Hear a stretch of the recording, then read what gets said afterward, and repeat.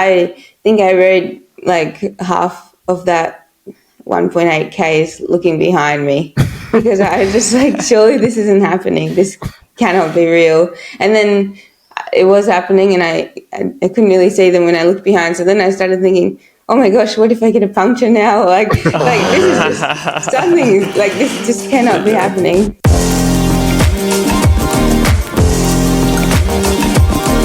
This podcast is brought to you by Tri-Velo Coaching, where we help triathletes and cyclists like you train smarter to race faster. I'm your host, Jordan Donnelly, and on my left is former Australian Ironman Champion and head coach of Tri-Velo Coaching, Gerard Donnelly.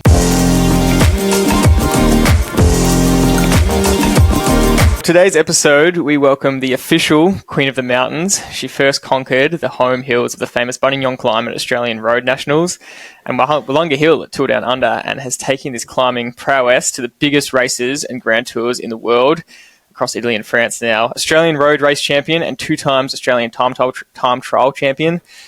7th at the Tour de France last year, and this year a breakout performance at the Giro D'Italia. 3rd in GC, took out the Queen of the Mountain jersey. This kind of result has been building and coming, although you've had a lot of setbacks. So Sarah, very big welcome to the podcast, and thanks for joining us so fresh off what was a dream Giro D'Italia for yourself. Yeah, thanks so much for having me on. We cannot wait to unpack this race with you.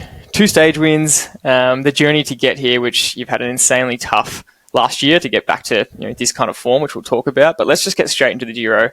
Take us through that first stage win. You find yourself in an elite breakaway with last year's winner, Elisa Longo Borghini, who went on to win again this year. And you simply, well, it looks simple from our perspective, right away from her with a couple of Ks to go. So take us through it. Yeah, it was really a surreal feeling, that first stage win in particular, because I knew I was in solid form, but I certainly wasn't expecting just to be able to ride away from the best in the world. So, yeah, even right from the bottom, Marlon Russo attacked, and I was the only one that was able to follow her wheel. And normally, when I'm in a position like that, I just go for it. Just be like, oh my gosh, this is crazy, let's go.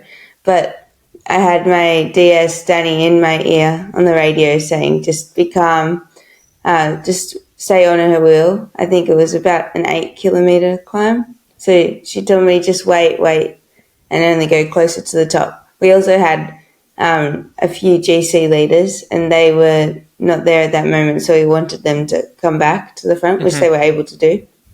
So, yeah, my job was just to sit on Marlon. But I think it also worked really well in that when I did go later on, then it was I really went, and I was able to open the gap.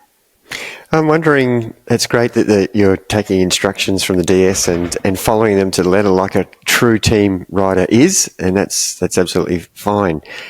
In your own mind, looking back, if you had gone earlier, you could have got some more time on the field. Have you thought about that? Yeah, I did think about that, but I didn't know at the time, and neither did my team. We didn't know that I was as strong as I ended up being. I think that was what happened there.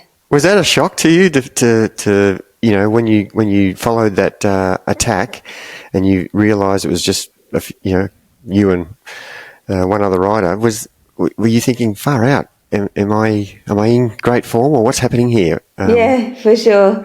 I think the last time I went head to head against some of the best climbers in the world would have been Tour of Romandie last year, and it was in September. We haven't mentioned it yet, but I was having some health problems, which meant that I was able to race, but I just didn't have the power. So I just had that in my mind, just remembering going up that mountain, which should have been perfect for me. In my mind, was going to be perfect for me. It was like a hockey stick course profile. And then I just got to the climb and I was struggling right from the bottom, just hanging on for dear life. And then as soon as they went a little bit harder, I just dropped off, and I was going full gas, and I could see Lotte Kopecky just riding off into the distance, who was also the best sprinter in the race, which was a bit of a head crack because I was like, I'm a pure climber, and I'm getting dropped by the best sprinter in the race. She's also awesome at climbing, but still, I just had that in my mind, and I was so shocked when I was the only one that could follow Marlon at the bottom, and I had watched a lot of racing this season. I always watch it, but especially being on the sidelines, and doing tons of ergos back home. I would save the racing to watch until I had like a really long, hard ergo, and then I'd watch it on 0.75 speed to stretch out the entertainment. And so I'd watch Marlon climbing In so slow strongly. motion. Oh, really? Oh my gosh. I did a 6-hour ergo. I had a dislocated shoulder. So I did a 6-hour ergo the day of the men's Paris-Roubaix. So I stretched out the women's like really slowly. Their cadence was so low. The commentators were speaking like really, really slowly.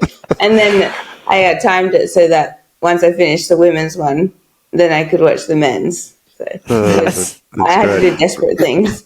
But yeah, I had seen how strong Marlon was climbing and like how well she did at the Vuelta and so many other races. So when I was following her and feeling comfortable and I saw no one else was coming, I was really like, what? This is amazing but weird.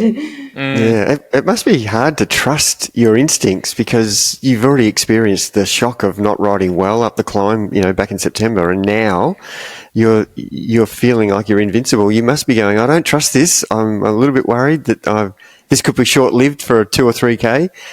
How is your brain thinking about, no, I'm good here compared to what I was literally 6 months ago with the health issues? Explain that mindset. Yeah, I don't think I've ever felt really awesome at the start of an effort and then fallen off a cliff. Maybe because it's the type of rider I am. I don't know. I'm definitely a diesel. So I tend to get better as the race goes on. Maybe I'll feel a bit rough at the start, especially with my positioning. Like if I came in right at the back and I have to go like well above my threshold to catch up to the ones at the front. And then I might start feeling better. But this time I just felt so good. And I was like, nah, this is a really good day. So, yeah, I was pretty confident once I got to the bottom and I felt so good. I didn't think it was going to go away. So when you first followed her wheel, what kind of power were you doing? Are you paying it much attention to your data? You're looking down, plus you've got your DS in your ear. And then I'm curious to know how the attack works. Are you waiting for that instruction? Is it just get to the last couple of K and go when you feel like it? And then what was kind of the power wattage there? Explain that whole process to us. I should have had it up on Strava, but I know I started off pretty hard because I came from the back. Typical.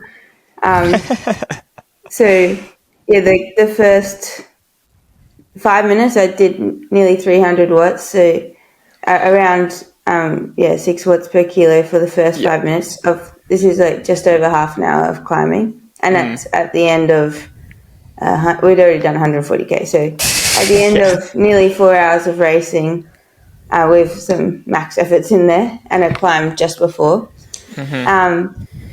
So I had to surge to go around all the lead-out riders. Then Marlon realised, I don't know why she stopped because it was only me, but she decided she didn't want to keep doing that attack and I wasn't going to come through because I was told not to.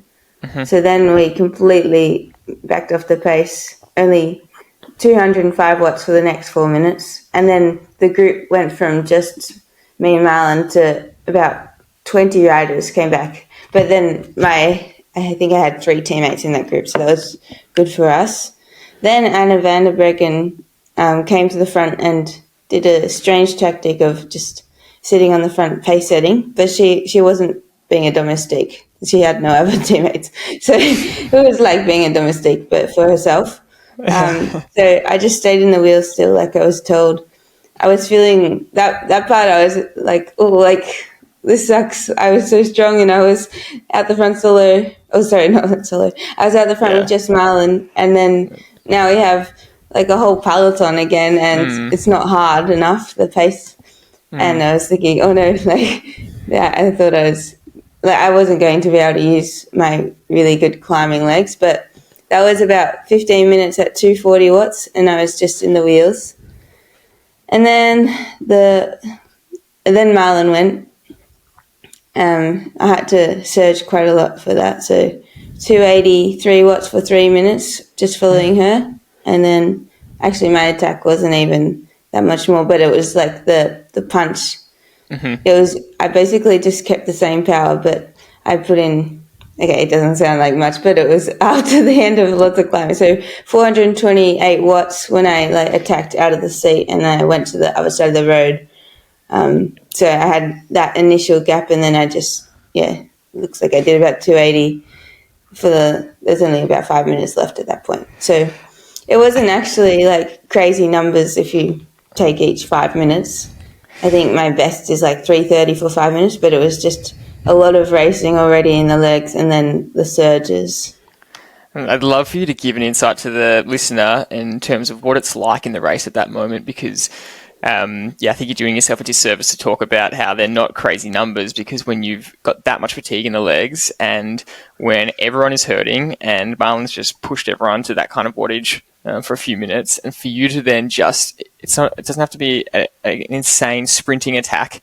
If you're just pushing to, like you said, 420 watts, so 8+ watts per kilo, when everyone's on the red line already, that is definitely going to be enough to push everyone. And then you're dropping back, not below, you're dropping back to where you were, where everyone was riding anyway, right? And so that accumulated power. So what was the total kind of that last, I guess, 15 minutes of the climbing or so? What was the total average for that, including that 8 watt per kilo attack? I think so. The bottom hard part was 280, and the top hard part was 280. Nearly 280. Yeah. But that's the feeling, right? When everyone's on the limit, and if you can just sustain the power or marginally increase, that's going to create that gap, right? Yeah, exactly. Yeah. And you've got to remember, I think if other people could attack, they would, but they can't. So everybody's on their limit, and that shows you how good your legs were, is that, you're actually finding it comfortable. Could you tell us what your actual FTP is? Well, I don't actually test it that often, but it's in Training Peaks as 268, but it's been there since I did a test in 2019, back in the day when, so my coach is Dylan Lindsay from Pinnacle Performance, and he doesn't do these anymore, but he used to do like the classic 20-minute FTP test. And I went to Devil's Elbow, so I think I just turned 19, and I did whatever you have to do to put 268 in on Training Peaks, maybe like 280. Yeah, 280. Around 280, yeah. And I think I like the graph, how it is, and if I've had 6 months off at a time when I had like the heart problem and then the iliac problem. So if I keep putting my FTP down to whatever it would be, like, I don't know, 200, I never tested when I was really unfit, but then the graph would be skewed, and like mentally, it just always seems around about right. Like I did Toowoomba Gap this year. I went to Bright as a training camp. It was the first week I started doing intervals. Since I did intervals in November, I tried to, but I couldn't really. So I guess my first max intervals since before Worlds. So in like mid-September, I did max intervals, and then I went to Bright and I did my first time lapping the Garmin and everything like that. That was April, and it was so weird. I just went up the steep side of Toowoomba, just like in Tour of Bright. I had missed Tour of Bright, and I loved that race, so I was like, I'll just do it myself, just to see where I'm at. But I knew that in Tour of Bright in 2023, just before I won the Tour Down Under, I was like really in good form, and I attacked from the bottom. I also wanted to get the QOM in that race, so I really went for it from the bottom, and I won the race solo and got the QOM. And then this day in April, when I hadn't done any interval training since mid-September, I already beat my time by over a minute, I think it was. So, and that was around, I think it was 280 as well. So that was a really strange feeling. That was when I first felt wow, the surgery really worked. And so I guess we don't really fixate on the exact number for FTP, and it always changes, even day by day, if you slept well or, you're tired from yesterday's training. So, we're pretty chill with it and go more with the feel. Even in the race, what do I have in my Garmin in a race? I have the map and 3-second power and distance. So, I guess I could have looked at the 3-second power if I wanted to, but I was really just going off feel. I think there's only a few races where I lap it, like Tour Down Under last year, when I knew I was going to attack from the bottom, and I felt really confident that I would be the one pace setting. then I had a screen with lap power, so I just lapped to the bottom of Willunga and then went for it. But it was, I didn't expect that I would be doing the pace setting on this climb or the attacking. And then 2, we have like different power meters this year at the race. Now we have Shimano power meter, and I've only done 2 races before the Giro. I had just done, 2 days at Norway and 4 days at Swiss. So I don't really want the numbers to get in my head too much. Like maybe the power meter is different and I don't know what to expect. And, like maybe you're on a really good day and the power say otherwise, or vice versa, you like overpace it. So yeah, I know exactly what going hard feels like, and that's the main thing.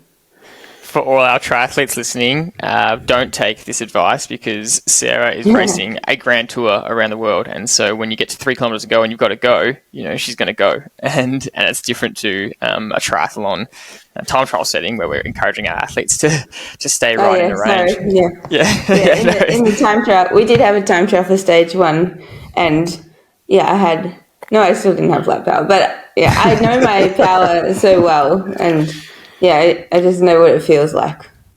And the difference also, I would definitely, if we put Sarah side by side with a probably a standard age group athlete, Sarah, you're going to be holding very even power just from that experience on the bike. You're not going to be jumping up and down, whereas a lot of our age groupers just fluctuate a lot just from that lack of experience with cycling. So they need that lap power combined with 3 second to show that they're staying in the range, whereas you could probably close your eyes and ride within the range, I think. Yeah, and in training, I always have lap power. I changed my screen completely, and I have my lap power is more important than my 3 second power, because I know what the 3 second. I think you're right. I could do it with my eyes shut now. I think it's great that you're giving us an insight into what your mindset is around power and racing. But obviously in events like this, you have to follow the wheels and listen to the instructions. And so it becomes quite irrelevant. It's really good data to look at the end of a race. Like we already did at the start of this interview, was have a check of what you were doing. And it's really intriguing to look at that. But during the day, in the middle of the race, you're just going to follow wheels, or you're going to be listening to your DS's instructions. So it doesn't form part of your mindset, does it? Would that be right?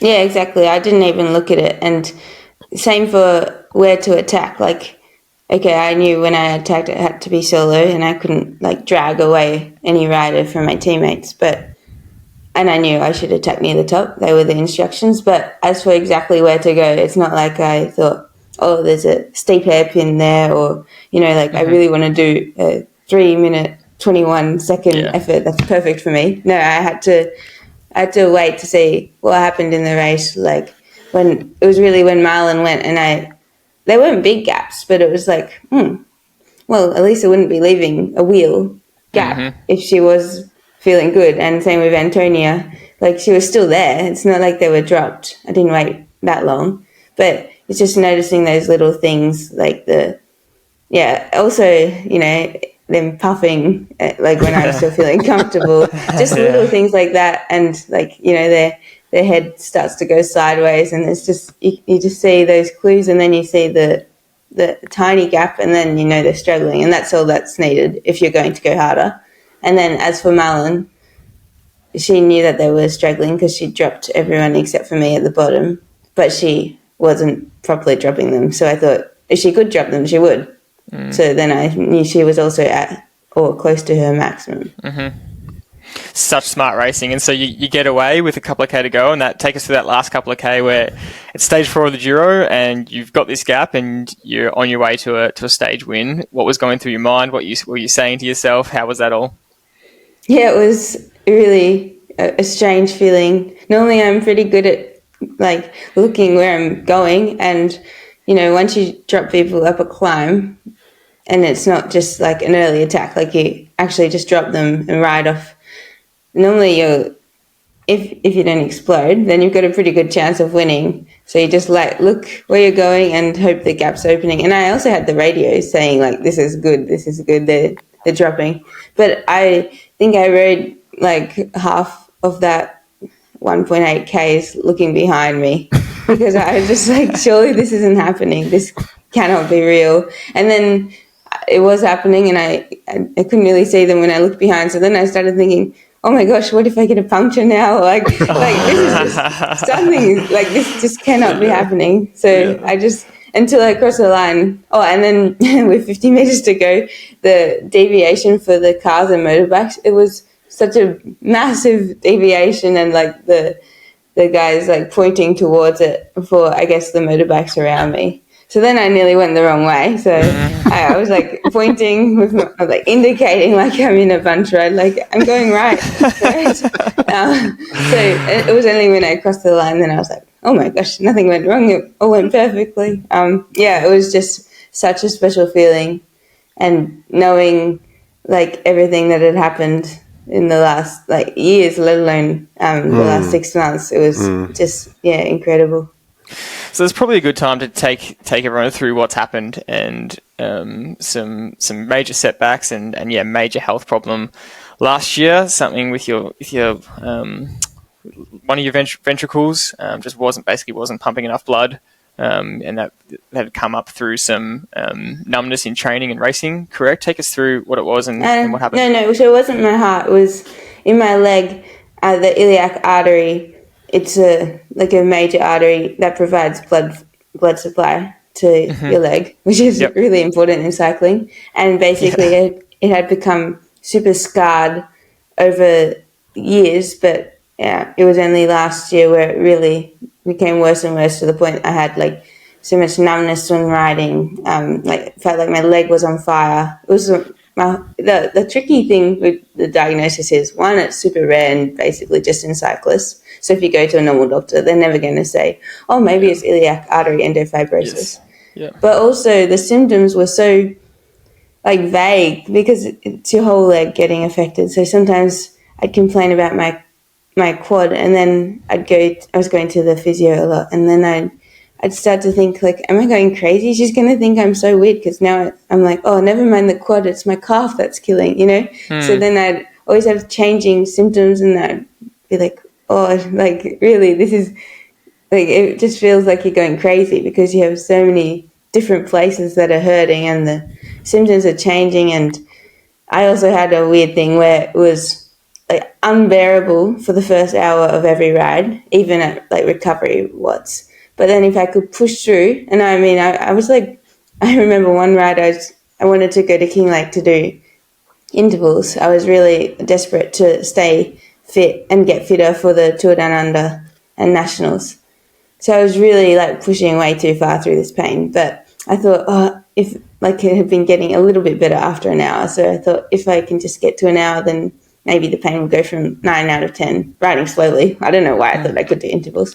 9 out of 10 to like 8 out of 10.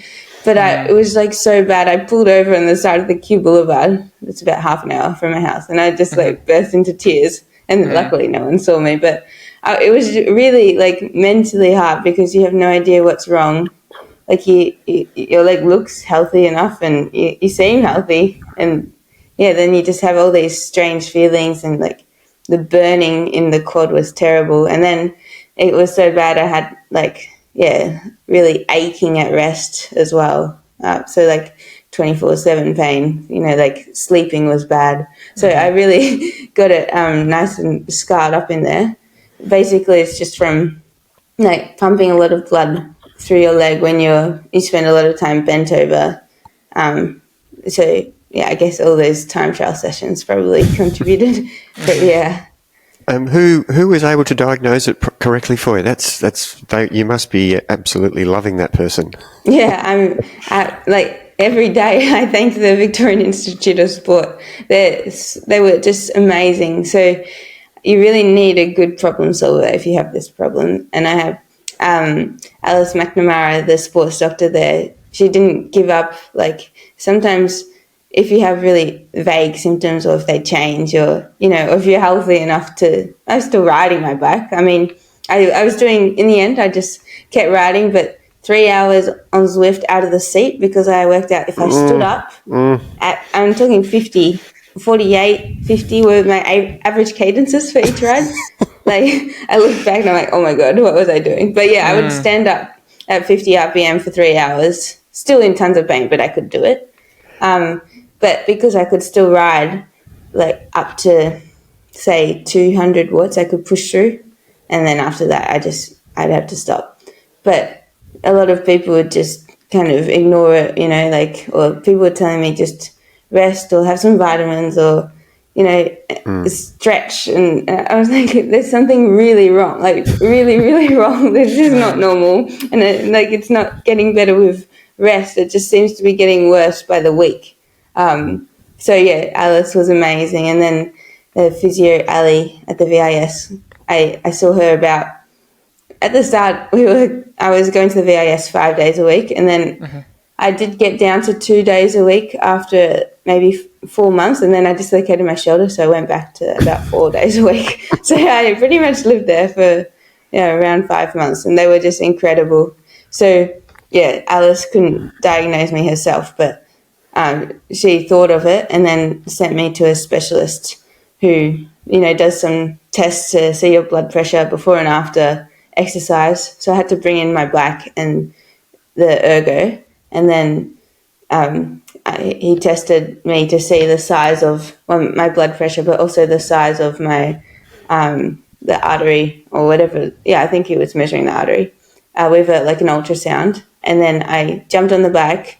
He told me to go until I had symptoms, and he was expecting that I would have, because some people, you know, they really have to do a lot of work to get symptoms. So he said after, he was expecting me to jump on at least 10, 20 minutes. And I got on, and he had just said, go till you have symptoms. So I just did 40 seconds, and then I got off, and I'm like, done, ready. So I just did, just really short and tried to go hard, but I mean, I could barely do 220 watts, even sprinting. And then I jumped back onto the bed super fast, and he measured the blood pressure, and it had really decreased in one leg, the bad leg, compared to the other leg. Plus the artery was going into spasm. So instead of being nice and big, at rest it seemed fine. But then once I exercised, fine, you can't actually see it on an ultrasound. So it wasn't fine. When my surgeon opened me up, he told me after he'd never seen something so bad, and he wasn't even sure he'd cut into the artery because it was completely almost full inside of just scarring. But yeah, on the ultrasound it looked okay, and then after exercise it was super tiny, so there was hardly any blood getting to my leg. It's a great story of resilience and determination, and boy, you've probably learnt a lot about how mentally tough and physically tough you are through going through this experience, and that even makes that victory even more special, doesn't it, when you've been through the mill and back again? And yeah, it's for those listening, it's just a great story of someone who's really so determined, and so you should be so pleased with yourself, and a big congratulations to us, because that would take some resilience to stick at that, and you know, you can only imagine how infuriating, because you are an unbelievably good cyclist, and when you were 17, 18, and I think you were 18 when you won the Australian Road title, so you know, your ability just doesn't disappear, especially when you're training. And I watched your training for almost every week on Strava from when you won that road title, and I've seen you ride so many meters of climbing, and I just always was commenting, boy, Sarah trains. She can't be guilty of being lazy. That's one thing I'm good at. Training hard. You are, and it was, to me, I was worried that you were doing too much, and that was the cause of your problem. But it's great to hear that wasn't the reason. It was because you were just doing exceptional kilometres, and it's really held you in good stead for now, because you have such an enormous fitness base from all that work you've done. And you know, here you are worried about, you know, losing all that fitness, but we tell our athletes that, you know, once you've got this fitness bank, it's hard to take that away from, because you've done the work already. I did notice that. I think that's something I've learned. I've had to take a lot of time off a couple of times now, and it feels horrible at the start. I mean, I don't enjoy taking ages off the bike. At least this time I was walking a lot, but it's not the same. I had to keep my heart rate under 80 beats per minute, and then I could do elliptical eventually after about 5 or 6 weeks, but you know, under 100 beats per minute, and only every third day for, you know, started with 15 minutes. So completely different to my normal training program of over 20 hours a week. But yeah, it's amazing how quickly it comes back. So like I said, I was already in April. I'd only just started riding at the start of February and just really slowly every few days. And then by April, I was already like equaling my best ever 20-minute power. To be fair, before I had like 1.5 legs and now I have 2. But it really shows me like when something goes wrong in a small way, like say you get a cold. In the past, when I was like a teenager, I just, tried to train through anything. Even like if I had a fever, I'm like, I can do it. At least like 1 hour endurance. But now I'm like, there's no point. But also, yes, I train really hard when I can. But if I have to have a few days off, it's not going to kill me. Like I had 6 months off and I came back stronger. So I'm better at taking the time to recover when needed. And actually, Dylan has told me a few times, like, wow, you're so much better. Like actually sticking to your recovery weeks now. I think in the past, all my weeks was just the same. Yeah. That's interesting, isn't it? You said that you knew there was something wrong, and that's a message that we try to get out on our podcast is you know yourself very well, better than anybody else that, Exactly. And so if you know that there's something not quite right, you should pursue it just like you did. And if you don't, you're going to be left wondering for the rest of your life. And it was really well done from you just to keep pushing and finding the right people to diagnose you properly. But the motivated athlete is the worst athlete in the world because they just don't have that concept of rest. And even though when they're sick or they've got symptoms, they're just still trying to find ways to train. And you've learnt so much now from that experience and that's great. That's a real improvement and learning process that you go through from adversity. And there's always positives, isn't there? From the negative experience that you have gone through, to understand yourself better now. And, when there's not something going well, that it's not fictitious. You're not making it up. It's real. And I think that's a great lesson for the listeners to know that, don't try and train through these things. The motivated athlete, that's what they're going to do. And it's detrimental. And now look where you are. You've gone from literally 12 months ago, barely being able to ride, to now at the top of the mountain as a QOM for the Giro. So huge congratulations for that. Yeah, thank you. And training once you came back and you could ride again must have felt like it was a little bit on easy mode compared to riding with such pain beforehand. It must have felt so refreshing once you could ride pain-free. Oh, I was so happy when I started riding because I had to wait 7 weeks before I touched my bike at all.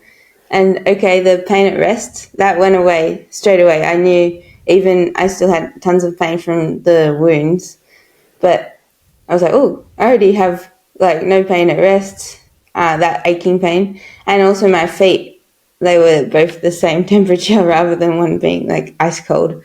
I already felt like it had worked, but I had no idea what it would be like at like max exercise. And it's not like I just wanted to live a pain-free life at rest or even just be able to ride my bike for fun. That was super important to me. That was the most important because it's, as well as my job, it's like my number one hobby by a long way. So definitely I wanted to be able to ride my bike for decades with my friends and have fun. But even with my friends, like we go max all the time. My favorite rides are, the Burbs Bungee or, Peak Cycles, King Lake, Smash Fest. So it wouldn't satisfy me if I could just like commute again, which I couldn't even commute. But if I could just do that, that wasn't enough. So I really needed the operation to work when I'm going like full gas.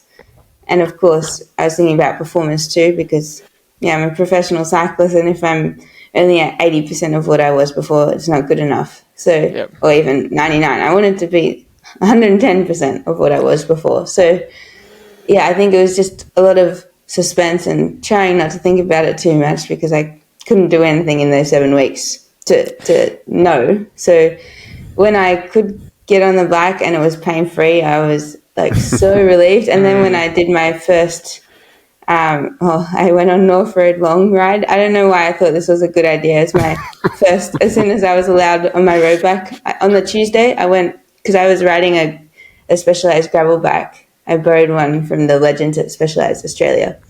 a diverge, so it was nice and upright. I was like a postman for the first month, and then I was allowed on my road bike just in the hoods on one particular Tuesday, and I had like completely forgotten how to change. The gears were different, and so I was like really like still getting used to it. I did like 2 hours on the Tuesday, and then I was allowed to. I had no more heart rate limit, so the next day I went on an off-road long ride, and oh my gosh, I got so dropped, like really dropped. But the guys, they were really nice because I'd been there before in the past, and they waited for me at the top of 2 bays, and I felt so guilty because I was like so far behind.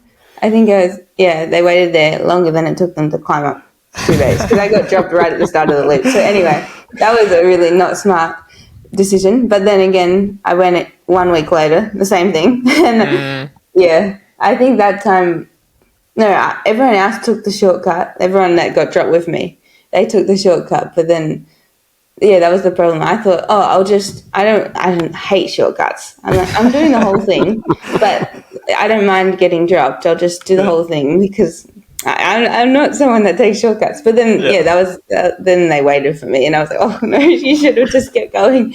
But I went back the next week, and I lasted maybe 1 minute longer.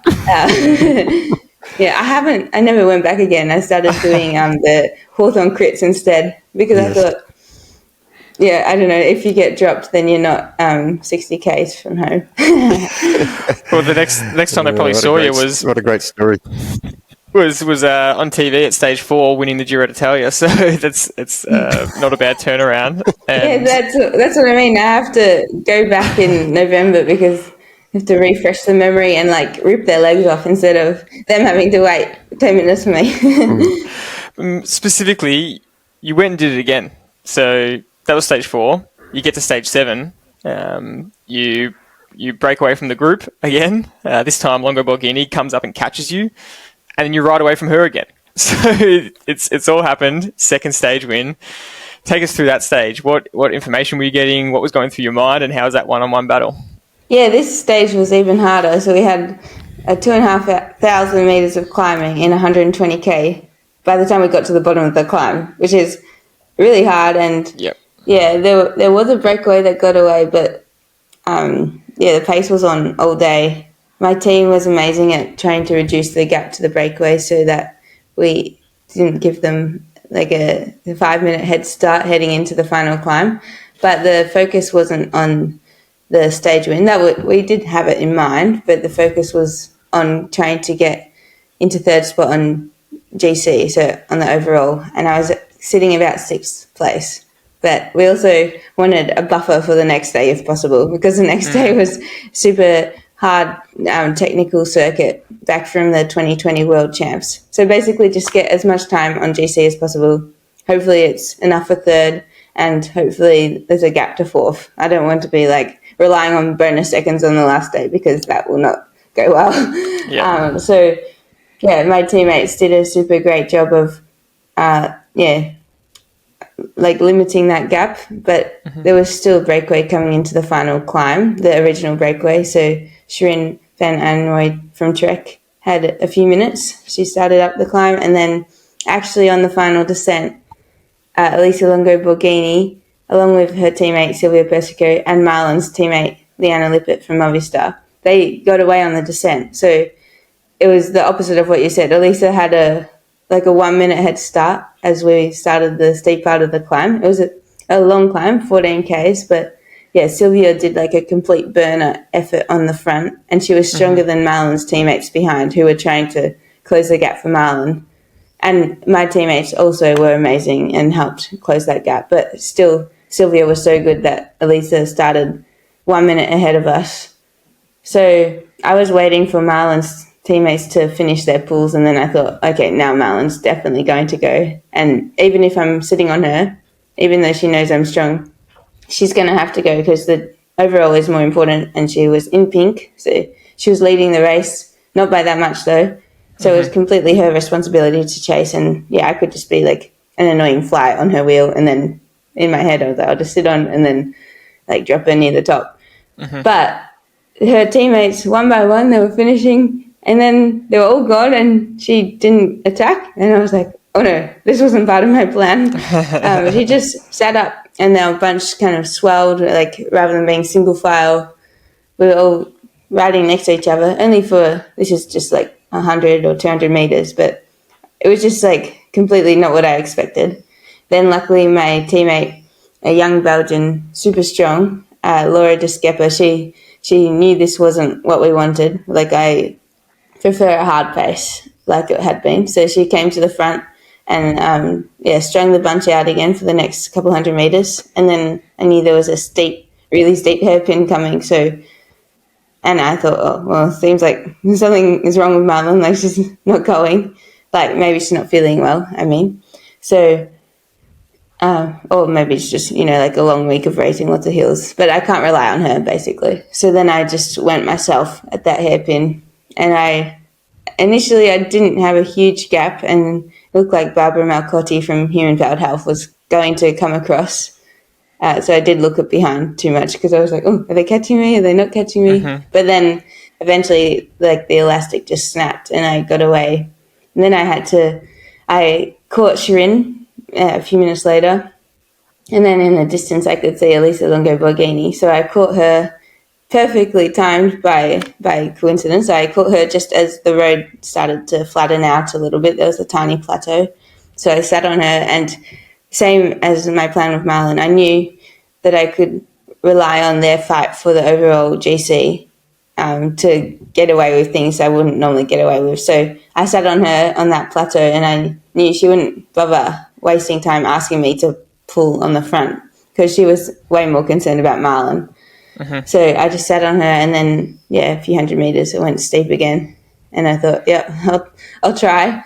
And I was feeling good until maybe 500 meters to go. And now it's like 12% at the end of a 40-minute climb, at the end of a nearly 5-hour race. And then I was like, actually, I'm kind of glad that my stem notes tell me I have 2K left, but it's actually only 500 meters. So that's the first time I've been glad that a climb was shorter than I expected. Yeah. I think that's an incredible story, and the confidence you had from the previous stage win, was that one of the things that allowed you to race slightly differently? And was the DS giving you any instructions about when to go, how to go? Yeah, I think we both had more confidence, and my whole team had more confidence. So rather than just following and just purposely leaving it till as late as possible, this time we wanted to go really early. And the only reason I waited for Marlon at all was because I knew she was desperate for that title, and like, her team was really pacing hard. So actually the plan, before Elisa was up the road, the plan was just go early, like from the bottom of where the steep part was, go as early as possible to therefore gain as much time as possible. And I believed in it 100%, and my teammates were amazing. All of them, every single rider, like, completely committed to the plan. And it was funny. The way I raced was different, but it was because of the belief. And that result took you from 6th to 3rd place, which got you on the overall podium, and definitely established your deserved spot on top of the podium for the Queen of the Mountain jersey, which you showed. Actually, it's funny. That day I lost the QOM jersey. I had it most days of the week, but after winning stage 7, because of the points allocation, I felt like the points allocation was a little bit strange. They would say like a random climb near the start of the stage would have nearly as many points as that 40-minute beast at the end of the stage. So actually I lost the QM jersey because a really strong rider from Spain, Ursula, she was in an early breakaway. So she had it by 1 point at the end of that day. But I was still happy because, we were more worried about the overall podium and the stage win. But then on the last day, we were still worried about keeping the podium on a course like that. We weren't so much going for a stage result, but we said if we can get the QM jersey back, that would be a bonus. So my teammates were so good. I felt a bit bad for Ursula, but when the early break was going, they were happy to let pretty much anyone go. Except no GC riders, but not Ursula. So anytime the blue jersey moved, they moved. So, yeah, she couldn't get in any early breakaway. And then, my teammates gave me a great lead out for the first climb before the break had gone. I got the point, so I was in the lead. And then we let the break go. And then also a drop, so I didn't have to worry about it in the second half of the race. So it turned out really well. But it was a great battle all week. It really changed hands a few times between us. What a great confidence booster for you to come from where you were last year to where you are now. You must have been pinching yourself, going far out. This is how I know I can perform, and so you must start to think about the other aspects of your cycling, such as your time trialing, such as your positioning.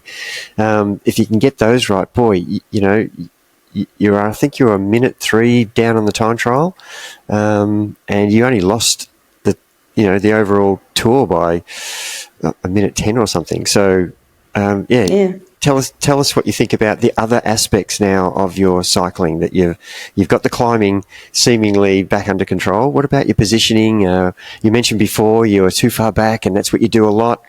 Are you working on those things, your descending skills, your time trialing skills? Obviously, you are a great time trialer, being Australian time trial champion twice over, and I think you have beaten the Olympic champion when she was younger. So tell us about your thoughts about the rest of your riding, the technique of the rest of your riding angles that you're trying to improve on.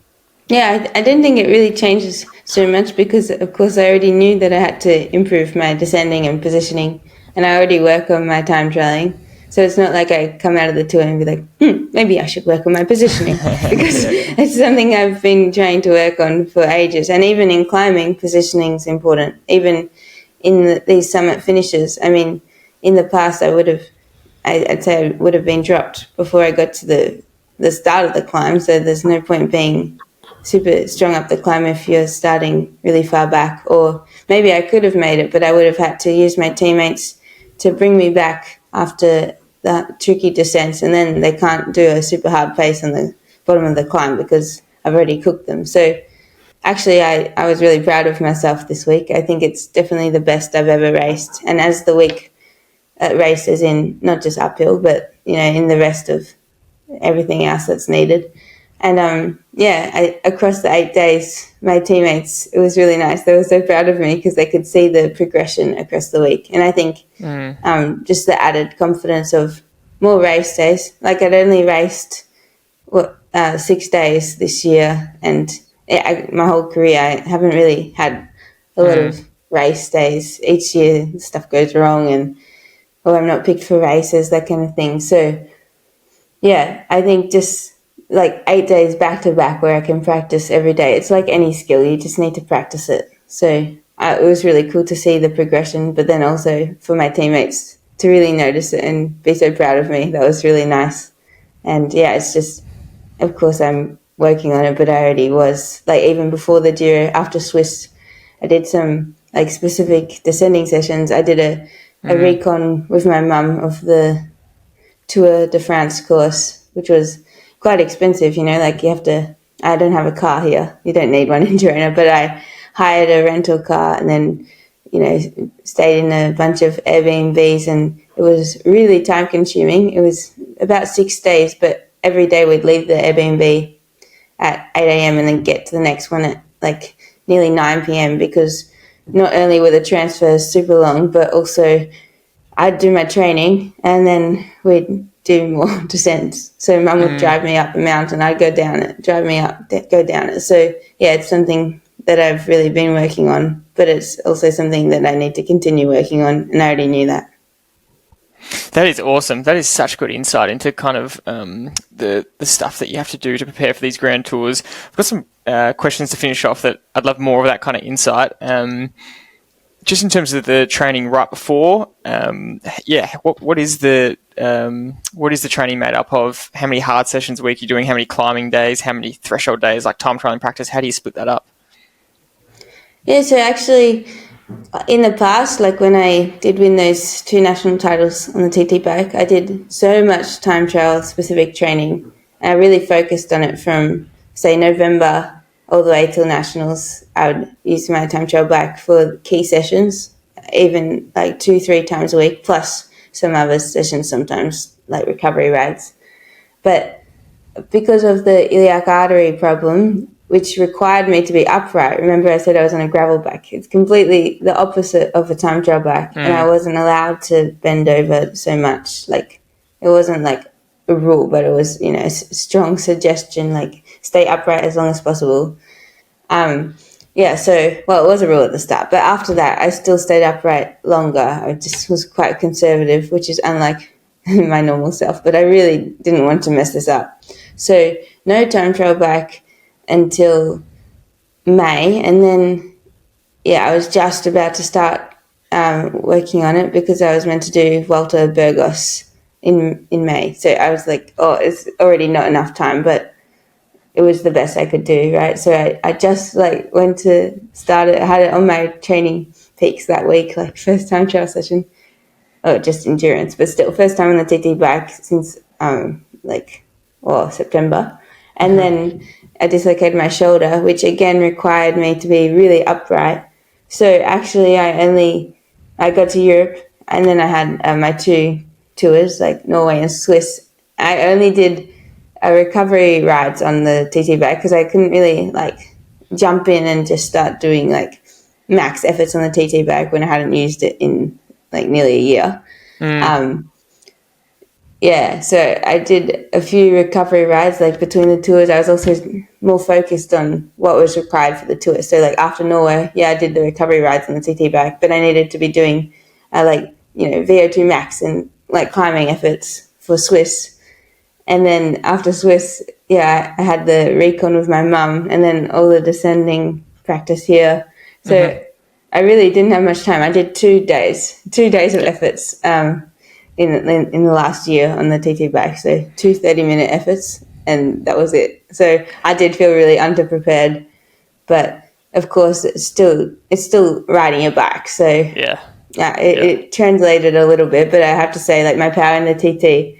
I was saying I did for that 40-minute climb at the end of the 5-hour race. Oh, I didn't have it here, but it was over 5 watts per kilo. So say, I don't know, in the 250s maybe. And that's a 40-minute climb at the end of a really hard race on stage 7 of hard racing. And the TT was stage 1, like completely fresh. We used like sodium bicarbonate, so nitrate shots, like everything, like caffeine to the max. And it was 18 minutes, right? I only did 230 watts. So a big power difference. Like if I went on the road bike, I'm sure if I could do 280 in April, I'm sure I could do more now. But yeah, then I have that huge power difference still. So I know I can get it closer, and I have in the past, but definitely room for improvement there. It does show you, doesn't it, Sarah, how specific the training needs to be to really maximise the benefits. And the correlation, when you were doing lots of time trial training, you performed really well in your time trial. Yeah, exactly. I still had a gap, but I could do, I think my best, I did like 2 by 20 minutes at 270 with 5 minutes in between. I was doing a nationals simulation. And now, and say my max 20 minute would have been in the 280s then. So 10, 15 watts, but yeah, that was 40 minutes with a 5-minute gap. And now, like completely maxed, so fresh, tapered, like all the extra little half percenters, and I could only do 230. So yeah, it really shows. You must be super excited knowing that you can time trial. You are a really good time trialist. You just need time to get back to that level. So that would be super exciting, knowing you're one of the best climbers now in the women's peloton. And you are a good time trialist. You just need time to get back to that form. It must be exciting to know that the 2 key things that win GC across the world over the decades are you have to be a time trialist and you have to be able to climb.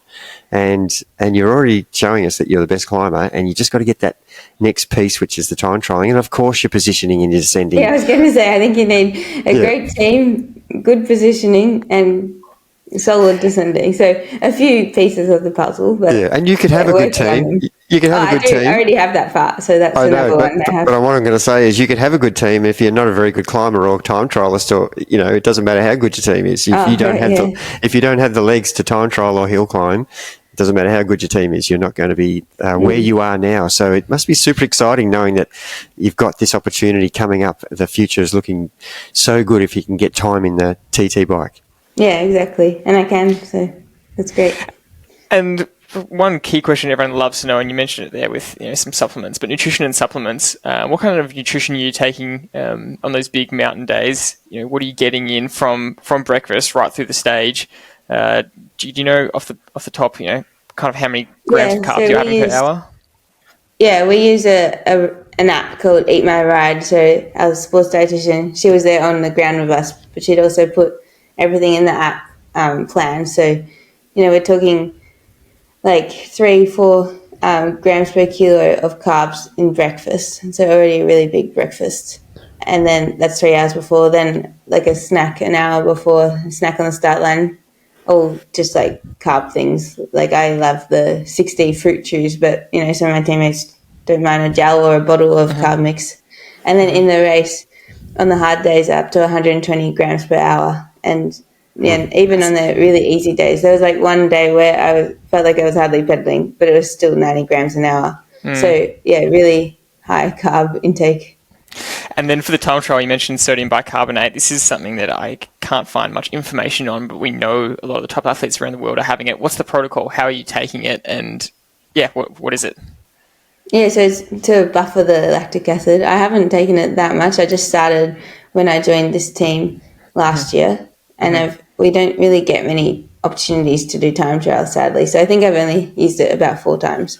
But and I tried it once in training just in case, because some people have really bad stomach issues with it. But we just use the 60 pills. So they're, like safe with WADA. So anti-doping, they're checked that they're, batch tested. And it's pretty easy. I don't know how many I take because the sports scientist from the team, he sends the times and how many I have to take. But I remember the first lot of about 5 pills I had to take. It was during the 1 hour recon where you do like the TT course in the morning with the whole peloton. So there were about 150 riders all on TT bikes with aero helmets, and then I'm just trying to like reach. I don't have pockets. I'm in my skin suit. I'm trying to reach into like my leg and like grab out this like dodgy looking bag of white pills, and then I'm just like eating the pills in the middle of our mass recon. So I think that would have been 3 hours before. So it's like 5 pills, and then 3 pills, something like that, and you finish an hour and a half before. But I don't know if I can really tell the difference, to be honest. I just do it because I'm told. Yeah. And it's legal. Yeah. There's strong science behind it, but there's not much insight into how it actually, the protocol. So that's super helpful. So, look, to finish, I was surprised to learn, this week we were trying to set up a time to chat on the podcast, and I thought you'd have quite a easy recovery week, and maybe you guys could relax and celebrate a bit, but it sounded like you were straight back into training and team meetings. You got to go to a team meeting now, so we got to cut this off. But what's next for you? What's the focus? How do the next few weeks look, and what's the setup? Yeah, so on Monday I find out if I am doing the Tour de France. So I thought I was, so I did the recon and everything, and even if I don't do the tour, I think it really helped. Even though they were the tour-specific descents, I think it helped in general with descending. But yeah, I find out on Monday if I actually am doing it. So fingers crossed. If I am, then I'll have to pack my suitcase pretty quickly, because I think the tour starts on Saturday, which means for a big race like that, we get there about 3 days beforehand. So yeah, I guess fly out a couple of days after I find out if I am going. Are they worried? Are they worried about your fatigue from the Giro? Yeah.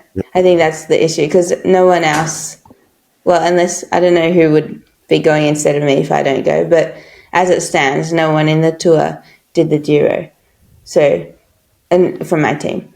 Some teams are actually taking pretty much the same squad, and some teams are taking completely different squad. So, yeah, I find out on Monday.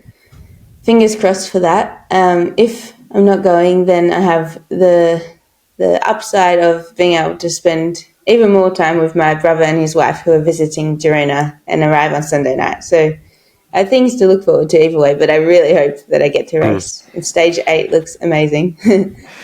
Straight up the Madeleine. Oh my goodness. Yep. And the legs are feeling pretty good as of now? Yeah, I hardly ever have a full rest day. I'm really good at taking my 2 recovery days every week. So 1 hour easy spin. But I don't often choose to have a full rest day. But I didn't choose this time. Dylan told me this is important. But I had 2 full rest days, Monday travel day and Tuesday. I don't even know what I did. If you asked me what I did, I couldn't tell you. I just pretty much sat in my apartment and just rotted on my bed. And I just ate a lot of food and looked at my phone a bit, and that's about it. I did the shopping because I needed food, but it took me till Wednesday to even look at my dirty washing and stuff like that. So I was pretty tired mentally. But yeah, it's quite low volume this week, so I'm still training as though I'm going to the tour just in case. Yep. And yeah, I was surprised actually to see that I have 3 really hard days in there, or maybe I think it is 3. So yesterday I did some threshold work. Tomorrow I have max VO2 efforts. Sunday I still have 4 hours endurance, but rather than properly trucking around, the zone's a little bit lower than normal. Mm-hmm. But yeah, still solid. Just I had those full rest days and, an extra 2 days super easy, just an hour recovery, even though I only had 1 hard day. So definitely focusing on recovery and not too much volume. But yeah, just eating a lot, sleeping a lot, and crossing my fingers that I get to go. Well, Sarah, what a fantastic interview. Congratulations again. A huge congratulations. What a performance. Thank you so much for the insight today. All those details are just invaluable. Getting to hear your mindset around what's happening with the race strategy, you trying to figure out what the other riders are doing, all the information around the power, DS, information, race day strategy. It's just so cool. So if you do ride the tour, big good luck. We'll be supporting you. And thank you very much for this episode and joining us. Yeah, thank you so much. That's it for this episode. Thanks for everyone, as always, for listening, and we'll see you on the next one.